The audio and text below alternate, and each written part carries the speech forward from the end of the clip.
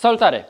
Hai să-ți prezint puțin cum se treaba cu vibroabsorbantul. Primul strat care se pune într-o mașină, pe podea, în portiere, pe plafon, cam oriunde. Avem aici câteva modele și e foarte bine că putem face o scurtă clasificare. În partea din dreapta avem STP Masa Basa împreună cu STP Bronner. Ce fac aceste materiale? Păi STP Masa Basa absoarbe și rigidizează tabla. E un material foarte greu, de obicei se pune doar pe podea.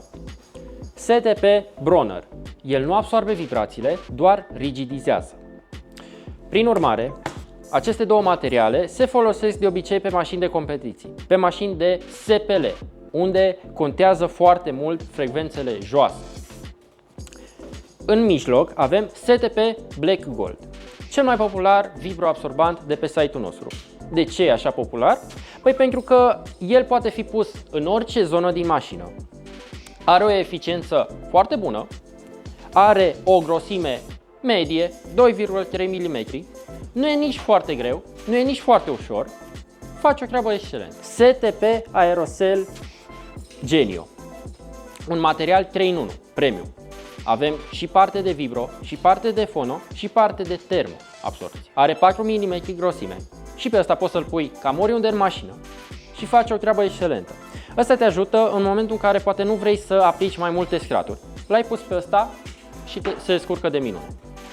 STP Murena. Să spunem că ai o mașină sport, vrei să te duci la circuit cu ea, dar vrei totuși să ai și puțin confort.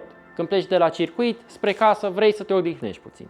Atunci pui STP Murena, are 2 mm grosime, e foarte eficient, are doar câteva grame și nici nu îngreunezi mașina și nici nu auzi atât de mult zgomot din exterior. Poate te întrebi cum se aplică aceste materiale.